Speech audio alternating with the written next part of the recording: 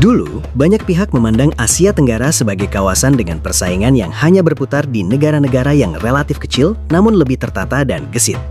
Indonesia, dengan segala ukurannya yang besar, sering dianggap sebagai raksasa yang terlalu lambat untuk bergerak, terlalu kompleks untuk diatur, terlalu rumit untuk bisa bersaing secara cepat dalam dinamika global yang terus berubah.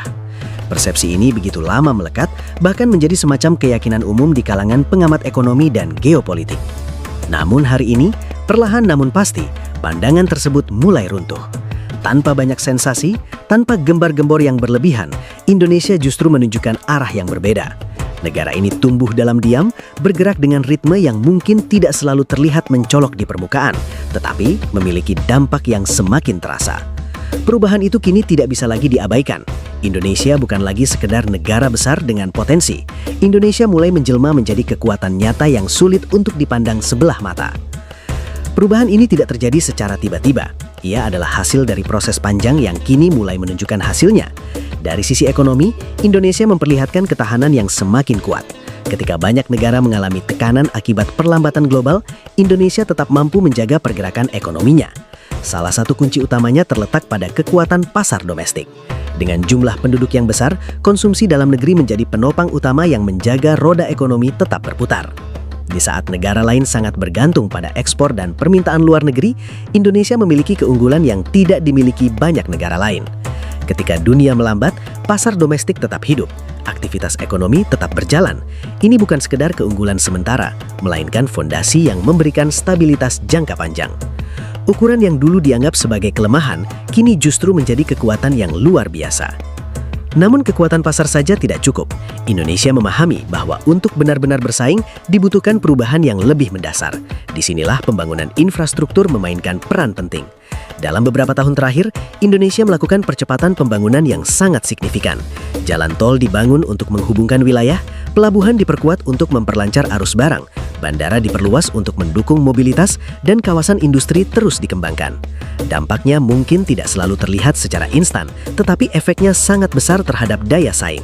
Ketika biaya logistik menurun dan distribusi menjadi lebih efisien, maka ekonomi secara keseluruhan ikut terdorong.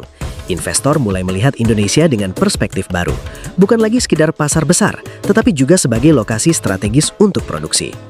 Perubahan ini semakin terlihat di sektor manufaktur. Banyak perusahaan global yang sebelumnya lebih memilih negara lain, kini mulai melirik Indonesia sebagai basis ekspansi. Dari industri otomotif hingga elektronik, dari pengolahan bahan baku hingga produksi barang jadi, arah investasi mulai bergeser. Indonesia perlahan namun pasti membangun posisinya sebagai pusat produksi baru di kawasan. Di tengah perubahan ini, ada satu faktor yang menjadi keunggulan strategis yang sangat penting, yaitu sumber daya alam, khususnya nikel. Indonesia memiliki salah satu cadangan nikel terbesar di dunia. Di saat dunia sedang berlomba-lomba mengembangkan kendaraan listrik, nikel menjadi komponen kunci dalam produksi baterai. Ini menempatkan Indonesia pada posisi yang sangat strategis dalam rantai pasok global. Namun yang menarik, Indonesia tidak berhenti pada peran sebagai pemasok bahan mentah. Melalui kebijakan hilirisasi, pemerintah mengambil langkah yang cukup berani. Ekspor bahan mentah dibatasi dan pengolahan didorong untuk dilakukan di dalam negeri.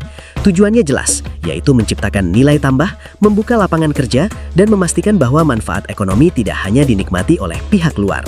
Langkah ini sempat mengejutkan banyak pihak. Tidak semua negara berani mengambil keputusan seperti ini. Namun justru disitulah terlihat arah baru Indonesia. Negara ini tidak ingin lagi berada di posisi bawah dalam rantai nilai global. Indonesia ingin naik kelas. Dan pesan ini mulai ditangkap oleh investor internasional.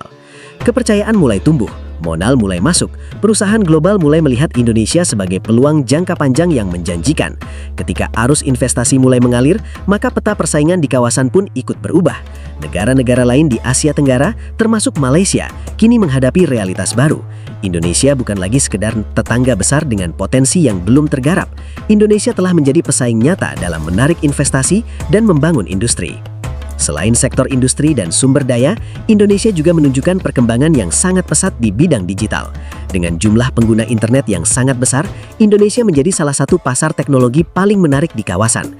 Banyak perusahaan digital melihat Indonesia sebagai pusat pertumbuhan masa depan. Ekosistem startup berkembang, layanan digital semakin meluas, dan masyarakat semakin terhubung secara teknologi. Hal ini diperkuat oleh bonus demografi yang dimiliki Indonesia.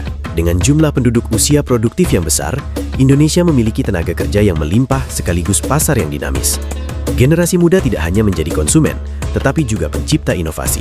Mereka membangun usaha, menciptakan peluang baru, dan mendorong pertumbuhan ekonomi dari berbagai sisi. Tentu saja perjalanan ini tidak sepenuhnya mulus. Indonesia masih menghadapi berbagai tantangan yang tidak bisa diabaikan. Kualitas pendidikan masih perlu ditingkatkan.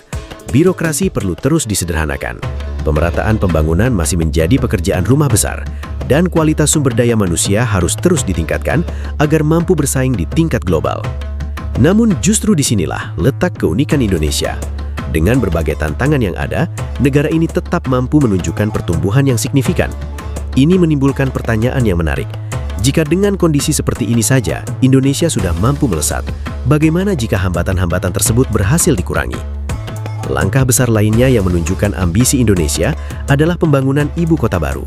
Terlepas dari berbagai pro dan kontra yang menyertainya, proyek ini mencerminkan upaya untuk menciptakan pusat pertumbuhan baru di luar Pulau Jawa. Ini bukan sekedar proyek infrastruktur, tetapi juga strategi jangka panjang untuk pemerataan ekonomi dan penguatan daya saing nasional. Perubahan yang terjadi juga terlihat dari bagaimana dunia mulai memandang Indonesia. Jika dulu Indonesia sering dibahas dalam konteks masalah, kini narasi yang muncul mulai berbeda. Indonesia dibicarakan dalam konteks kendaraan listrik, ekonomi digital, investasi global, dan bahkan peran geopolitik di kawasan. Perubahan citra ini sangat penting karena persepsi seringkali menjadi pintu masuk bagi kepercayaan. Pada akhirnya, Asia Tenggara kini memasuki babak baru. Persaingan tidak lagi hanya ditentukan oleh siapa yang paling cepat, tetapi juga oleh siapa yang memiliki fondasi paling kuat. Indonesia, dengan segala kompleksitasnya, justru berhasil mengubah kelemahan menjadi kekuatan. Ukuran besar yang dulu dianggap sebagai beban, kini menjadi sumber daya yang sangat berharga. Indonesia tidak lagi hanya mengikuti arah, Indonesia mulai ikut menentukan arah. Dan jika momentum ini terus dijaga, maka bukan tidak mungkin Indonesia akan menjadi kekuatan utama di kawasan. Bukan hanya sulit untuk disaingi, tetapi juga memiliki pengaruh yang semakin besar dalam menentukan masa depan Asia Tenggara. Pertanyaannya sekarang bukan lagi apakah Indonesia bisa bersaing. Pertanyaannya adalah siapa yang mampu mengejar laju Indonesia yang terus melaju ini.